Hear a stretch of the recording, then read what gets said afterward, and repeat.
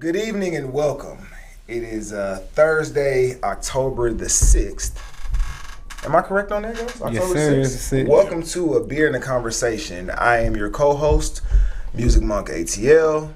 To my left, got my brother Rashid. To my right, we got Isaiah. Welcome, Isaiah. Thank you.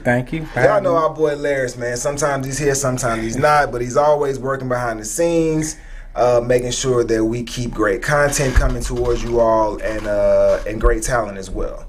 So, good to see you, man. Always a pleasure, sir. Yeah, man. Just real quick, I know we got a couple things to talk about. How the Braves looking? I always like to defer to you when it comes to real baseball talk, because you explain what is that wins above replacement to me. No one has ever been able to explain that, so you are my baseball sage and guru. It's a weird stat, but it's a good one. It's not perfect. It is supposed to measure how many wins an individual player is worth over a replacement player. So a replacement level player position. Just being being a basic player. And so they're two different ones. There's like one by Baseball Reference and one by Fangraphs.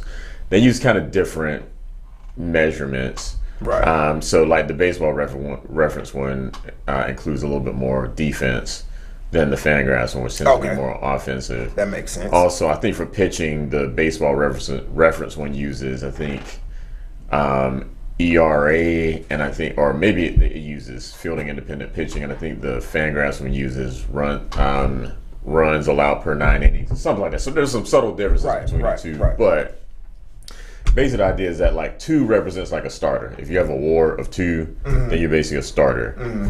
If you have a WAR of 5, that's like an all-star level. If you have a WAR of 8, that's like MVP level. Okay. So that's like a basic like way of thinking about WAR. Gotcha. So this year, Aaron Judge is at like a 10.6 WAR, which is really high. Ridiculous. A 10 WAR season is very, very unusual. Ridiculous. There may have only been maybe 20 of those ever in baseball. And Shohei Ohtani. I was my next topic, because he's like both on both sides. Yeah, it's interesting. His WAR is a little bit less, but I think he exposes a problem with WAR, because the thing is that, and it particularly when it comes to like MVP and like what value represents. For me, Ohtani's the MVP. I get why everybody thinks or wants Judge to be the MVP. I get it. Because it's pretty. Super mad at it. It's pretty. But the thing about Ohtani is that Ohtani, number one, like I said, Baseball Reference WAR gives you a penalty for defense. Ohtani, for his offensive numbers, is rated as a DH, and there's a penalty for a DH because a DH does not have a defensive contribution. So that's something that kind of works against Ohtani. But again, like the fact of the matter so he plays every day? Yeah, he hits every day. He hits every day, yeah. and then he pitches on every what? 5 days. 4. Okay, I figured it was 4 or 5 days. Yeah. So he again, like, if the Yankees had to pick between Judge and this he's having an all-time great season. He is. But his like OPS plus coming off an injury too last year, right? Wasn't he? No, it's been a few years since he's been injured. Okay. So he's been healthy the last couple of years. Okay. But I think OPS plus is a good offensive statistic. I like OPS because it's normalized by ballpark and that sort of thing, and league and competition. And Judge's OPS plus is like 210, which is insanely high. Whereas Ohtani's is more like 145, 150.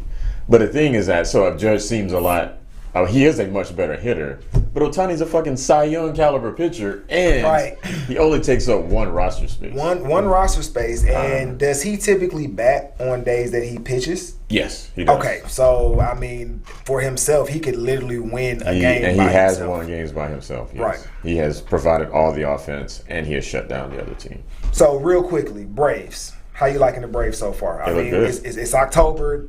Do we have that same air of magic that we had late September? I know the moves were different, right? But going into this year, there seems to be a different level of momentum, and there doesn't really seem to be a club that outright has the Braves number. Well, I think right now, there's no other team that's playing as well as the Braves right now. That's what I like to hear. Now, again, like we won last year, and like a lot of things had to go right for us to win last year. So you just don't know. Baseball is so unpredictable. But by winning the division, they were able to avoid the three-game wild card series, which I would hate to like. That's where like the Dodgers, that's where teams like the Dodgers and Braves will like, because again, like they're so evenly matched. Yeah, that's what I'm saying. You lose those first. In a longer series, the deeper team has the advantage. But in the short seasons, like. But I feel like our pitching is like super deep though. Like, well, we lost Spencer Strider, who has been, I think it's fair to say, our best overall starter. He hasn't played the whole year. He just came up in like late May. So Fried, is probably the Cy Young candidate, but Strider has been pitching. He's been dominant in a way that no other Braves pitcher has been. And he's injured. He has an oblique injury. That's crucial. He might be back. He might be back for the LDS, but I mean that's the big thing. I mean, obviously we're missing Albies too, and that's a issue. And we've had some injuries this year, but again, I think overall, man, I mean, that last series in Florida, I mean, they were, after sweeping the Mets, I mean, that was like the big. That's always that's the big test. I mean, they were neck and neck all year. And they beat DeGrom and they weren't neck and neck all year because the Mets were about 10.5 games in June. Well, I mean, when I was paying it, I would say when I was paying attention to it early, the last like 4 or 5 weeks, it's been neck and neck, but we were way behind. And so yeah, I mean, I think they look good. I think that we'll either play the Phillies or the Cardinals in the LDS. Both are good teams, but I mean, again, the way they took down DeGrom and Scherzer, I mean, those are two of the best, if not like two out of the top 5 pitchers in the whole league. They took them down back to back. And Bassett's no slouch either. So, I mean, it's hard to bet against him at this point, but baseball is a very humbling sport, so you just never know. I definitely appreciate that insight. I mean, I could clearly go to the intranet, but I like to hear my people talk baseball because there's this notion of this concept that we are not interested in baseball for some reason. But I feel like baseball is really where we should be going in a lot of ways. You know what I mean? I mean, for me, the thing about baseball is that baseball is the most like statistically dense of all the sports. Like WAR, like wins above replacement, that sort of stuff. That's a relatively new statistic, but I think that like there's just a lot that you can learn from baseball that is applicable in like the real world, like particularly around like valuation of performance and that sort of thing. Probability and stuff like all that. Yeah, the stuff is like it's. I think that there's a lot of value to being a baseball fan from just that standpoint, just like understanding how you evaluate players. Right. But it's also, it's not a box game. It's a leisurely game. You go have some beers at the park. True. There's no clock or anything like that. So the game can be over in 2 hours. It can be over in 5 hours. But it is decided by the people on the field and not this arbitrary third party, which is a clock. Like that. So I think it's and black. We have a long storied history. Black people have really made an imprint on the history of baseball, and so there's that part too. Isaiah. Welcome, man. Welcome to being in the conversation. Like I said, I know Larry's be calling up people behind the scenes. Give us your elevator spill, how you know Larry's, how you get here tonight, and then after that we'll get into the meat and potatoes of it. Oh man. So I know Larry's for about a while now, maybe about 14 years. Okay. 13, 14 years. So yeah, I was his little brother's friend. Okay. Which one? Yeah, because he's the oldest, so all of them are his little brothers. Right. So Tars, Pierce, and Justice. Okay. Yeah. All right, so all of them. Yeah, all of them. Pretty much all of them. You said little brothers. I thought brothers, that yeah. was apostrophe. That's an apostrophe. Right. Yeah, all the Hodges, they like family. Excellent context. People don't know when to use the S apostrophe. We some nerds around here. But yeah, it really kicked off once we all, me and his little brothers, the 3 youngest one ended up going to school together. Okay. We transferred at the same time from Stevenson to go to this private school called Mount Vernon. Okay. So yeah, it's kind of just hanging around. Okay. I met Larry's. And yeah, of course we kept contact over the years. Right. So yeah, he hit me up, and I don't live too far from here, so I told him, I was about to get ready to watch Thursday Night Football. Hey, So, man, it's Matt Ryan. Yeah, Matt That's Ryan. good. Matt Ryan And, the Colts and Denver. And Denver, yeah. Yep. So this is Russell Wilson versus these are two quarterbacks with new teams. Matt Ryan has not looked. The Colts better not win that game. Larry's better not come a mile within these cameras if the Colts win that game. I don't think so. Not without their running back neither. I don't know. Well, that just makes it doubly worse if they win. I mean, people were talking so much trash. Like, yeah, Matt Ryan, he's about to go up here. He's about to go to the playoffs. This, that, and that. I'm like, y'all, I get it. I know y'all did not want Matt Ryan to be the problem, and I'm not saying that he is the problem, 100%. Well, but even in those losses, I've seen more heart in some of those losses, and I don't like that. I don't like to count losses as wins. Right. But there is a certain way of like failing forward, right? You know what I mean? And just some of the stuff I've seen this season, yeah, I still it kind of pisses me off that but the Falcons are 2-2. The Falcons are 2-2. Easily be 4-0. Well, I think it was a nice reset at the quarterback position. And in this league, the quarterback got to be mobile. Well, look, they got to be able to get at line a little bit of extra time by extending the play. So I don't know. I think that's the biggest difference that I see because I don't think the line changed too much since Matt Ryan's been gone. It's just I feel it's the new legs back there that's able to extend them plays, either run, for first downs or complete some passes, and they're taking shots down the field. So, the running I don't think Mariota. I think Mariota's been terrible. Oh no, he's absolutely. I think that is. I mean, he's not been better than Matt Ryan. He has not been. But the team has. I don't know, man. Our run blocking scheme seems to be a lot better. Yeah. I know. I have an idea though. I think that Mariota, what Mariota offers is not even a lateral. It's not even like a lateral type of like a lateral type of upgrade. What it is that. It is lateral, but it's the fact that Mariota has just enough speed to where between 2 to 4 plays a game that Matt Ryan would have completely done something bonehead because of his lack of athleticism. Mariota makes up for that just a little bit because he's more athletic. Right. Not necessarily better, but he's just a little bit more athletic. So he's definitely more athletic. But I mean, look at how we are winning these games. We're winning them on the ground. We are not winning them with quarterback play. And I think they should give Riddle a trial. Yeah, well, they should give Riddle a trial. I like the defense. I like the defense this year. I also like having Drake London and Kyle Pitts like two towers on the you got to give them the ball. Yeah, I mean, you definitely got to give them the ball. Which we ain't doing. And we did one game. They've had a little bit. But yeah, no, I agree. They got to get the ball. And Mariota's not been giving them the ball consistently. He has not. We did 13 running plays in a row in his last game. Well, that tells you all you need to know about quarterback play. The Browns weren't stopping the run, so ain't no need to switch it up. But that was the third quarter because Mariota been fucking up so much in the beginning of the game. They had to move to the running game. My thing was I don't know why they didn't try to run from the get-go when the Browns was missing. Their best lineman out, the defensive lineman.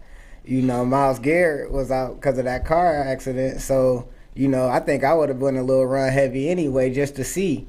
And so, you see third quarter, they put somebody back there that they had no idea about, no game tape, and he punched them in the mouth. Yeah. So, I mean, I don't see no issue in them doing 10 straight run plays. I mean, if it's working. Can't stop him. Yes. He averaged, 10 yards a carry? Yeah. I don't know if it was that much, but it was a lot. Well, yeah, that one kid. Yeah, Huntley, They had 3 backs that had 50 yards. All right. I think that's obviously what we can say that the Falcons are definitively missing. We're still trying to find that cornerstone lineman. Mm-hmm. And we need a running back who can legitimately carry the ball 15 to 25 times a game and give you between at least average 80 yards. If we get one running back that's a bruiser that can convert in third and short, because everyone knows the Falcons don't really have a third and short running game. That really limits your fucking offense, man. You know what I mean? Like when they know you're going to drop back, whether or not it's a 3-step or a 5-step, they know you're going to drop back in third down. So we want to keep that third down, third and short, 3rd and 3, 3rd and 4, right? Anything outside of that, we don't have the run dominance, you know, the level to be able to set the tone with that pace. I feel like when you got a target like Kyle Pitts, it shouldn't matter. Like you should be able to use him as your safety blanket. Even Drake down. London, no, that boy is tough. True. He tough out there. But I agree. I mean, obviously, I'd like to have all the options. Yeah, all the on options. The team. That's definitely a superior setup. I don't know what it is about. I think Pitts is a very. I mean, and most receivers like that size, they're very timing based. But for him to be a tight end that size, I think they're still working on some. They're working on some sort of timing thing with them. You know what I mean? Because Mariota does have a slightly different release than Matt Ryan. That ball does come out a little bit faster, not a lot faster, but it does have a little bit more zip on it. You know what I mean? So for someone, you know, who's obviously going to get jammed up early because of his size. Right. The recovery from that, he needs to be able to recover a little bit better and get the hands and the feet. He could really get like some. He could really get some better. I think it's his feet. I think it's his feet game because he's a tight end. Right, I think that's what it is. I think it's his feet game. That's his one. Yeah, I need him to be like Algie Crumpler and Tony Gonzalez. And Tony Gonzalez, right? Them boys used to play ballet out there on them sidelines, boy. What y'all talking about? Third down, those guys are automatic. It was automatic. You knew it was going to. You knew it. You knew where it was going. You knew, and it was crazy because it was like the craziest little dink. It was like he'll come in, he'll come back like Gonzalez to go out, run that little hook, come in like 2 yards inside the first down marker, do a little shuffle, spin around, do the little right. It was like textbook, bro. I loved it. And Pitts has all the tools to get to that point, and it's fine. Like it's his second year in the league and all that, so you know you give him time. And again, it's a new scheme. Right. I think the real Mariota advantage is that he knows the scheme.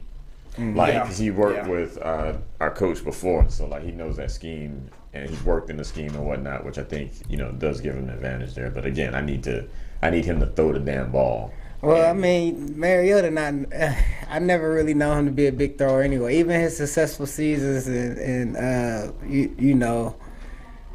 it was run heavy. You know, his teams had good running backs, so he always could rely on the run game. Derrick Henry. I mean, right? He won playoff games where he had 48 passing yards. Yeah. And Derrick Henry had 200 running yards. But when you got Derrick Henry. Sure, yeah, we don't have Derrick. But what happened when Derrick Henry was kind of beat up like last season? Like, that where was Tennessee last year? So, it shows the difference when he don't have a running back. So, I mean, I guess I didn't expect him to come here, slinging the ball around anyway. I thought they were going to try to groom Riddle for the first couple weeks and then potentially start, testing them out there. That's dangerous. You can't do that with a team like the Falcons because you'll waste your pick. You'll throw away your pick. Use Mariota use him for the slightly non-bruised up veteran body with a little bit of athleticism and some leadership, and figure out what your offensive line is going to really look like. Because you can't put a kid like Ritter in. Because I think Ritter's probably going to end up being like better than we think he's going to be in the league. Oh, for sure. But the problem is that we ain't got no goddamn line.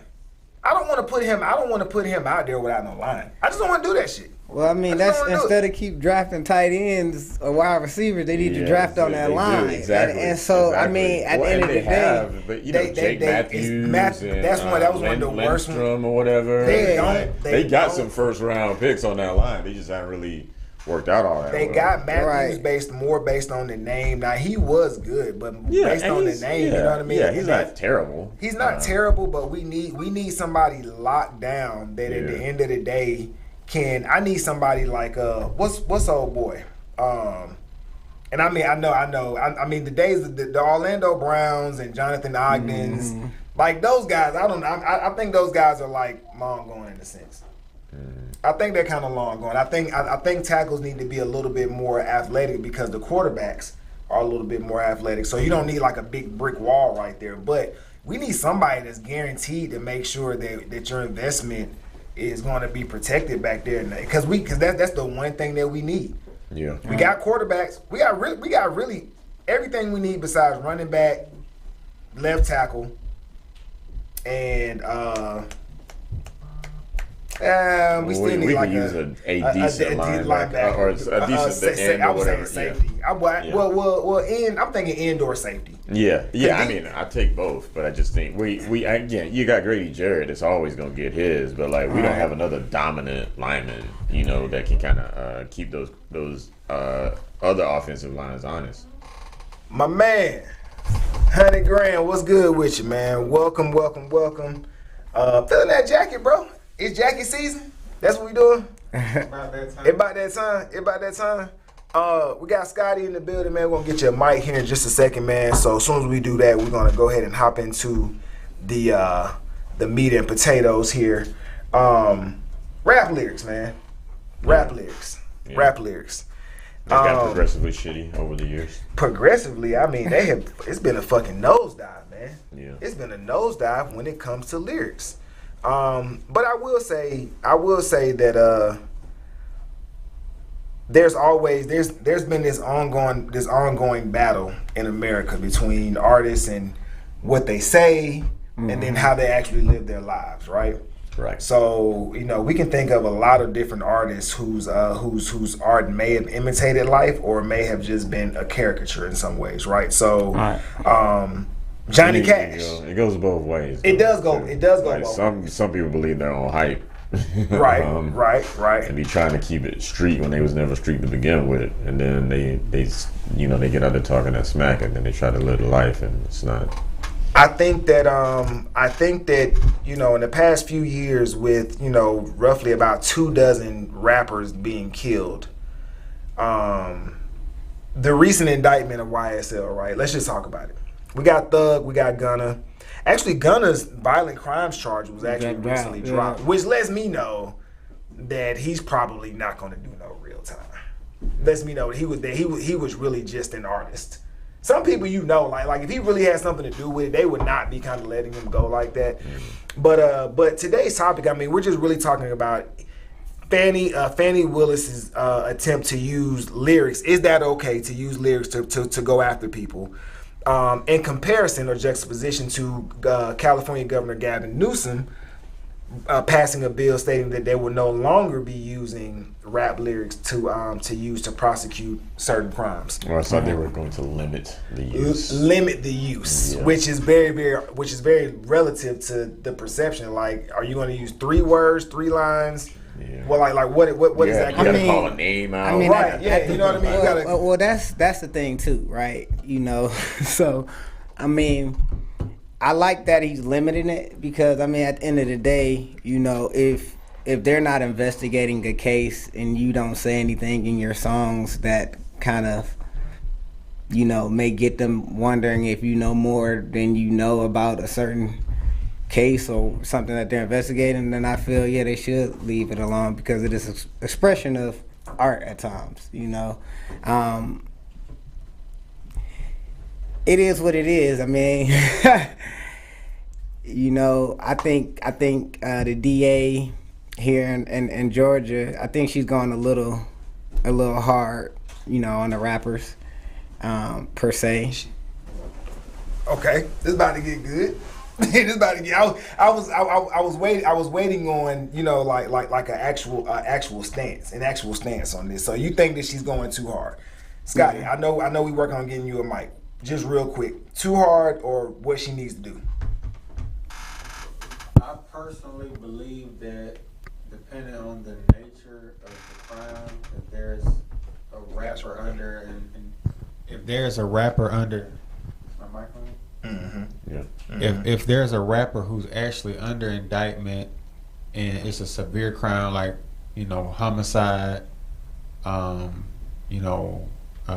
violent crime, I'm very tough on violent crime because it's a menace to society when you're committing violent crimes.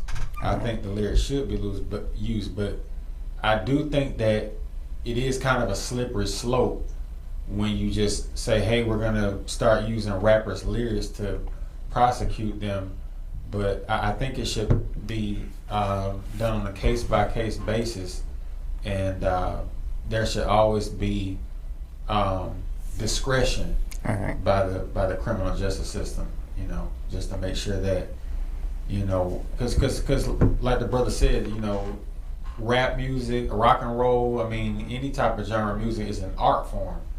And I think that it kind of does set a, tricky precedent, when you just say, hey, we're going to start using lyrics to prosecute rappers. But if it's a serious charge and there's, evidence without reasonable doubt that this person is guilty or an accomplice to a crime like that, I think absolutely they need to use all the evidence they can get, because crime is out of control. And we know that a lot of these rappers are linked to gangs, like the YSL, for example. They are linked to a lot of violent crimes, including homicide. Mm-hmm. I mean, she said that she said that this gang was responsible for 80% of the crime in Atlanta, and I'm like, I think that's a stretch.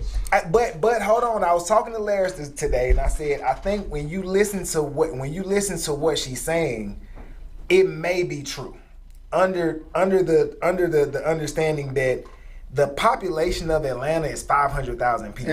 If she's talking about Fulton County, the city. You see what I'm saying? So if she's talking about within the city limits, yeah, it's semantics, but she could make a strong case for concentrations of hotspots that fit within the city limits that she can link them to.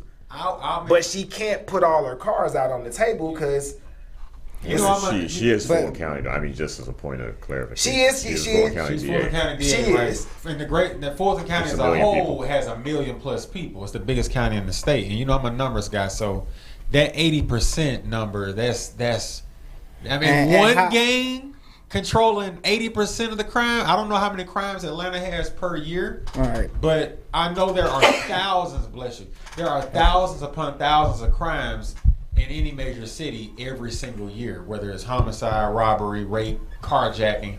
I mean, you got little 15 to 16-year-old knuckleheads stealing cars every day that have nothing to do with YSL. I'm not defending YSL at all, but I do understand Fonnie Willis's position, but 80%.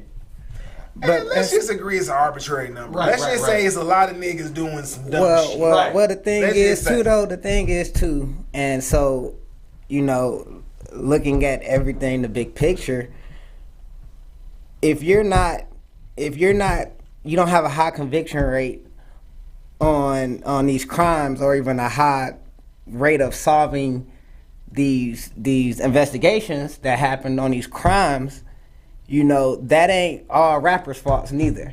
So you can't, to a degree, it's kind of a cop out, because now you're hoping and praying that these rappers continue, or artists in general, continue to just eventually tell on themselves. And again, you have to listen to it intently to start putting together the lyrics to coincide with the investigations, right? So at the end of the day, I feel that they are getting. I don't understand what was the big problem. Okay, you got the YSL, you coming after them, right? So you're gonna use some of the lyrics. That's fine, but that shouldn't be the major thing of your case. You should have other hard. I don't think it is. It should have. I don't either. It's not the. But they looking back at all these rappers, and again, this is where I have the issue with it. Whenever something is being pushed for any type of cleanup, what community does it hit the most? And I'm not saying this. We're not our worst. We're not our worst. And who enemies. makes up the majority of these crimes? But who profits off of it, though? I understand everything. I don't care that who profits. I just care who dies. I do, because you can profit all you want. Well, but the thing is, children are dying, bro. But that's my point, and it's due to the systems that were put in place. Redlining is a true thing. Like, they redlined the map of the cities, and if you live in those cities, under that red line, your property value go down, because who predominantly live there? Black people. So they put black people with being poor, and so that's the issue that we going at. And Fulton County is predominantly black for the most part, and the tie that she's targeting is black. We're not looking at the lyrics. We're not talking nobody. I ain't seen no DA talking about the lyrics of country artists, of Country artists don't. It doesn't matter. It doesn't matter. Y'all let them finish. It doesn't matter. This is where it goes into being equal though. Equal. If you're gonna start targeting a demographic, a group of artists on their lyrics, you gotta look at everybody's music. You gotta look at everybody's lyrics, and then you gotta look into if that is true or not. So they can't investigate and put the people that's committing these crimes to jail through thorough investigations like normal, through what we pay for, us tax citizens pay for every day for y'all to go out here and keep us safe. If they're not doing that and they can't do it and they relying solely on music, you need to look at all of it. Let him respond. I don't think they're solely relying on music at all. I don't think you can name a country artist that's out here talking the kind of shit that these niggas be talking about. Number one. But why they push it? Why they push it? And we don't. I mean, do we know for sure that they aren't using country music? My guess is if there was an epidemic of redneck white people in pickup trucks with hats or whatever was killing niggas. There's a community of them making country music and talking about their shit in Fulton County. Then maybe we have something to talk about. I don't think we have anything to talk about here. I think the numbers are very clear as to like who's doing this shit. I'm just saying. I'll leave it there. Go ahead, bro. Scotty, what you got? There is no other genre of music, country, rock and roll, pop, where you got rap, where you got artists talking about, I'm riding around with the stick, I'm spraying up your block. They're not doing that, bro. We the only ones that tolerate that bullshit. Now, exactly. Now, and to be honest, it's not that it's tolerated. To be honest with you, bro. It is revered. Sorry, not tolerated. To be honest with you, the only genre of music that is remotely associated with wilding out and being violent is that heavy metal death stuff, and they don't really even do that no more. It's more genres, but to your point, you know, historically, there's only one notorious gang that listened to that metal stuff that used to terrorize communities, and they sold a lot of methamphetamine. And I'm pretty sure I heard of the group they called Hell's Angels. There was a motorcycle gang, and they specialize in distribution of methamphetamine. They have committed homicides. But when you compare it to the rap game, bro, we're going back to the 80s and 90s, bro. It's been so many rappers rapping about how much dope they selling, how many people they knocking off. Now you look at them boys up there in Chicago, I'm smoking my ops. They literally rapping about who they done smoked. Right. Yes. And it's not an excuse, but we always got to look at the big picture here too. Us black artists are not going to get paid if we don't fit what they want to push. So the last push, with that one. But the last push. As a young man, you just like that's no, that's it's not. Think about the last 10 years, how the music has just changed. They glorify. I believe my man is trying to put lipstick on the pig, bro. You can look at it how you look. You can look at these artists are selling their souls or whatever to get money, right? Because look how when Young Thug first came out, he wore a dress on his album, right? It could do anything. That clout thing is real. But you gotta tie it in. But okay, Isaiah, I get what you're saying. It's like the 40 acres in the mule to a degree. But you have to tie it into why you believe that they should not be using the specificity of these rap lyrics. When I'm not saying that they shouldn't. But you are saying that though. You're saying you're assuming that they just take some lines. For example, YNW Melly killed his homeboys. That's right. And he in jail. But he dropped them off at the hospital. They died in front of the hospital. He went home and made a song that eloquently stated every aspect of the timeline. And that right there, that is an exception. It is not the rule. But you cannot ignore the fact. Hold on, Isaiah. You let me finish. Now I hold them off of you. Let me finish, young man. Mm-hmm. When people be out here constantly with the lyrics, art don't, you know what I'm saying, it's just my art, there's too much of a contradiction in the community when it comes to keeping it real until some shit happen to you. And in the middle, you have the precipice and this intersectionality between what we promote in our households and what we put in our ears and how we behave. There's a direct correlation. So I do understand what you're saying, but they don't have to do that shit. The whole targeting people because they're the redlining and all that. Do you know how many prosperous communities developed that were in red line districts? So before you go into the systematic thing, which does play a role, understand that these people are voluntarily going out promoting an image that they know because who is cutting their check? It does not matter. They got all these people that got money, bruh. They got money. There's no reason. It does matter, Isaiah. When you have a group of people, our collective buying power is over $1 trillion. But how often do we get together and do that? Then say that. Whose fault is that? Say that. Right. It's all you guys. Say that. Accountability is our fault. Not redlining. Redlining ain't got shit to do with it. Redlining ain't got nothing to do with it. It ain't got nothing to do with it. My point is, it does. To a degree, it does because it's based off of your experience. 92% of homeowners in red light communities are white. It's based off of how you grew up. Everybody is not dealt the same hand. Everybody do not have the same opportunities. That is a lie. Now, is it up to you to change that? Yes. But where I was going with it is, and where I start talking about being profitized off of it, our detriment is their profit. So if you want to be signed to, let's say, Warner Music or any big label where you will get that money to be able to push yourself, right, as an artist and really make headway, you need one of those groups coming out the hood. There's a statistic in Fulton County that if you are born into poverty, you have a 70 to almost 80% chance of remaining in poverty. It's 10 times harder to get up out of poverty than it is to continue to build wealth. And yes, to a degree, that's on us. But our artists and our culture has always sold out to a degree. Before, it was the car. They give us the cars, and then just look at him. I got this car, he don't. So it's still the same thing. So if they're not pushing, because like I said, some of these artists, you can start to tell the ones that's not really about their life, that probably never sold it or anything like that. Because after a while, that image start to tarnish and they start doing other stupid stuff, right? So we know that's not the person doing it. And that's my point on they gotta be, it's really subjective when they want to use the lyric. You gonna have people dumb to go do something and then talk about it. And so if that's on them. If they're investigating that case and that aligns, be my guest. Use the lyrics because at that point it's coherent in your investigation. But I don't think that this at the drop of a dime because you're indicting YSL that now you about to look at everybody else's music that's not involved with YSL. I don't think that's cool. I don't think that's cool either. But I don't think that's what's going on. I don't think that's what's going on either. But if that is the case, to your point, I 100% agree. Yeah. But when it comes to the subjective, investigations innately are subjective. There is someone subjectively looking at what was left behind and trying to put together an objective picture as to what presumably happened. Like you gotta use evidence, you gotta use different types of ingredients, especially when it comes down to your people.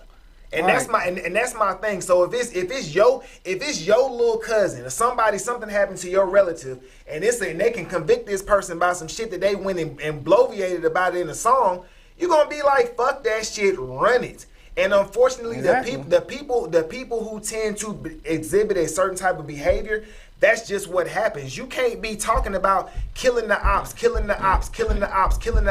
and then your ops, who you have made it known all across social media that this is your ops. You think them people not gonna come back and look at your lyrics when you talk about these your ops? Something happened, yeah. What you mean if something? Yeah, of course, if something happened to that individual. That's the whole point, Isaiah. When something happens and your dumb ass been out here talking about how you gonna light the block up, don't be surprised when they come back and say after the block okay. This is what you talk about. Okay, so here to all the fans out there, don't support it neither. But when is it going to take effect? Because you got rappers like Big Crit and all those, they never reached their plateau because of pretty much what they talk about. You got J. Cole, he's born. All the conscious rappers you got out there, they're born. They don't rap. No, this is where you need to hold the people. You need to hold those. And I'm sorry, I am the people. It's stay on them. They not. Yeah, stay on them. Well, no, it ain't about. We got to stay on each other because at the end of the day, we are the only culture that cannot work cohesively together. We always are planning. Look at me, who's better game. But then you have a family of Chinese move over here and buy the whole block up. And then be looking at my rent raising, this, that, and third. But we not, and now that's why I'm so happy with the push on certain rappers talking about financial literacy and pushing on building wealth, because wealth over time builds way faster than anything else. So at the end of the day, and that's why I brought up the 40 acres and the mule, because at this point it felt like they're trying to disproportionately round us up again in any other tactic they can use. I'm not saying that they should not use lyrics for when it really makes sense to. But my point to just solely look at those lyrics, that disproportionately put us in their eye. Just like how they dropped the stuff. You are misspeaking, young man. You have to stop saying that they are solely looking at lyrics. I agree with 99.9% of what you're saying. When you elocute your argument, stop saying shit that's not true. They are not. Why has the lyrics become so big? Nobody batted eye before when they use lyrics. So now that they're attacking these gangs, why are the lyrics even a big deal if you got a solid case? But like Monk just said, bro, that's all I'm pulling at. They're not targeting the rappers and just going solo at the lyrics. Like he said, an investigation is like baking a cake. The lyrics are just one of many ingredients in that cake. If they got the murder weapon, if they got your DNA at the scene, if they got you on camera and the lyrics, that's gonna be part of it. Like they got what's the name renting the car out. Like that's solid evidence to me. But DAs do not waste. DAs are very arrogant and conceited. They don't want their record to be. They want to hide. They want to win. Right. They want 90 over 90%. So they not gonna sit up here and use up all of these resources, get in front of the camera because it is a politically ascribed and achieved position. You have to be elected. They not gonna do that shit and fall. Look, Paul Howard learned the hard way. He fucked himself up with that Rayshard Brooks. He really did. He fucked himself with that, and he learned his ego.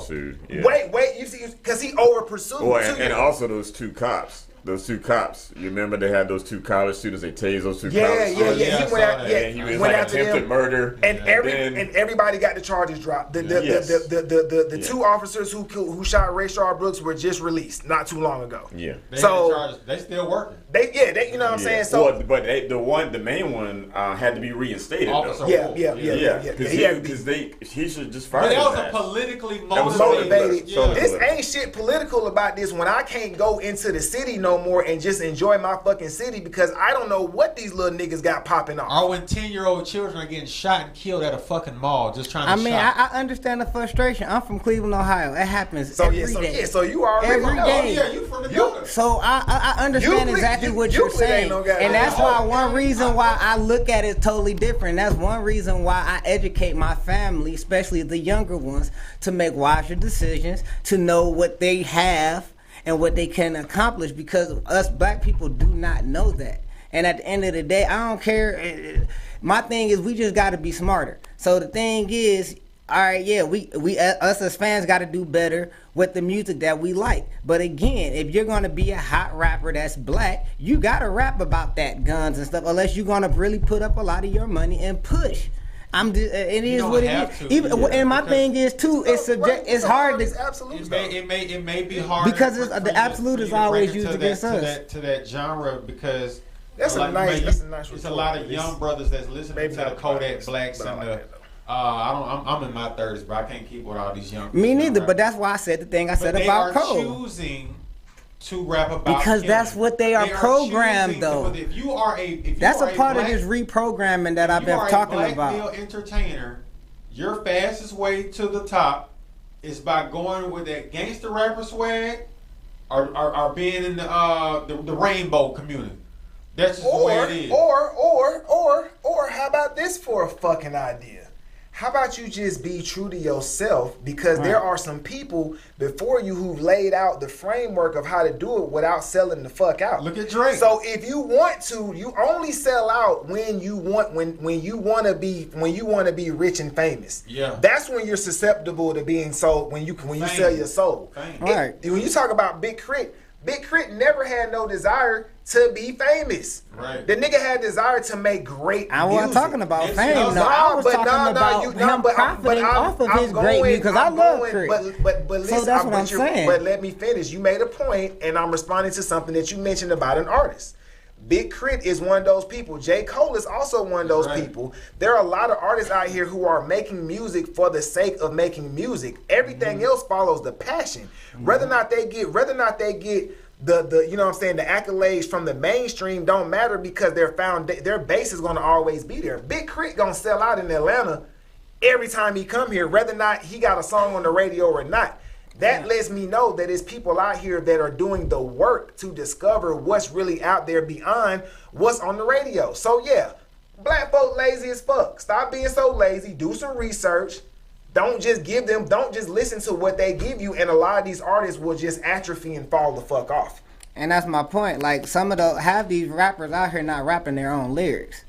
And so, and that goes into knowing who after the target, because sometimes you might be targeting somebody and that's not even their lyric. So, I mean, I get it. Like I said, if it makes sense, it makes sense. You know what I'm saying? Like, I'm in the finance game myself. So, like I said, if it makes sense, it makes sense. If it don't, I'm not wasting my time with it. And so, like I said, as long as there's a huge push on it, you know, because, and like, that's what I don't really like. When it comes to the culture thing, we like to talk about a whole bunch of what ifs, but we don't really be out there helping either a lot, you know? And so, we just got to do better as a people. And to your point though, stop putting out all that music. Like the kid that got killed here, dude from Chicago. You know, King Von, excellent storyteller. He could have wrote anything and be able to reiterate it in a song and still sell. And because I felt like listening to his music, I felt like, oh, he's gonna indict him. So they gonna come get this boy after a while. He's a known shooter, as they say, so it is what it is. Kiki, the little Kiki that his killer girlfriend that he ended up knocking off. Now, and so my point is, when you got dangerous people like that, like he was dangerous, right? People were truly terrified of him, right? When you got dangerous people like them, why does it take you so long? He's beating these cases, but yet alone, he's rapping about it. They ain't come get him. So my thing is the streets ended up getting them before they did. So that's my point on when it be subjective, when it's subjective. A lot of them rap about it. That's so they got to round them all up at this point, right? That's my point. You got to be consistent. So are they going to just round up all the rappers, all the gangster rappers? Committing crimes. Yeah. We don't know all the time. Yes. I think that crimes happen. They investigate. They get leads. If the lead is a rapper, then that opens up. If they have real physical DNA plus the rap lyrics, your ass is grass. Yeah. That's just And so that's when I feel that I don't got no issue with it. Fellas, man, great show, man. I love the way it came together. Mm-hmm. I mean, this is one of those living conversations. At the end of the day, I just would like to say, I'm going to give everybody a chance to do their closing out. Black people be talking about keeping it real until the feds come put that shit on your ass, and it's just lyrics. It's just a notion. Are we to keep it real, or are we to subjective? Whatever it is not helping us as a whole. But Isaiah, what you got, man? Appreciate you coming out. Hope to have you out again. I mean, if you not, thank you for having me. Yes, sir. And to answer your question, I mean, if like I said, if you're out here doing stuff, you know, you shouldn't be talking about it anywhere, right? You know, because you can get caught up anyway just talking about it. So I think as our black artists, we got to be smarter, and we just got to be smarter and more supporting of each other in general. That's just my take on it. And I had an excellent time here, so thank y'all for having me. No doubt. Glad to have you, brother. Scotty, what you got for me, brother? Man, in closing, I just want to say that, you know, the criminal justice system is there to do a job, and they're going to do their job one way or another. And over the years, their investigation skills and resources that they use to investigate and solve crimes have gotten more and more sophisticated. Mm-hmm. You are making their job easier when you go out there and do stuff, and then want to go spit it on some rap song. That's just what it is. I mean, 15, 20 years ago, there was no social media. Now they can use your social media. Mm-hmm. So at the end of the day, the criminals, they live a certain type of lifestyle, whether they put it on a rap song or not. And as far as the rap lyric controversy goes, some people are for it, some people are against it. But if you ain't doing no crime, you ain't got nothing to worry about. Exactly. Shitty, what you got for me? Yeah, I guess my thing is that, you know, number one, I think we as black folk take music probably a little bit more seriously than other cultures do. And I think it's a bigger part of our cultural identity than it is for a lot of other people. And I think that, you know, I'm not a Puritan. Like, I think there's a place for everything. And I think for me, the issue is that the rap game in particular has become so oversaturated by all this violent gang, drug stuff, prostitution, whatever, that it's just overrepresented. There was a time when you had that, and you had like Luke, and you had Tribe Called Quest, and you had like all these other cats, you know, and it was much more balanced. And I think what happens now is that because it's become so much more saturated that way, that the differentiator becomes your realness on the shit. You know what I'm saying? Like a lot of motherfuckers is differentiating themselves by actually doing this shit. You know what I'm saying? Or they in the game and they get in the rap game because they see that like they can use that as an avenue to get more money. And I just, for me, that's the core thing. You know what I'm saying? And you know, it's a cultural thing, and I don't think it's an impossible thing for us to get over. But it is something that we have to be intentional about and think about, like all the great music that Black people have generated over centuries, and looking at where we are now and asking ourselves, can we do better?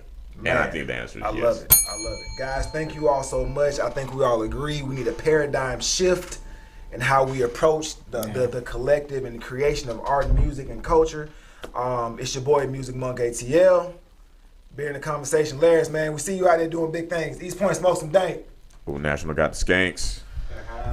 Peace.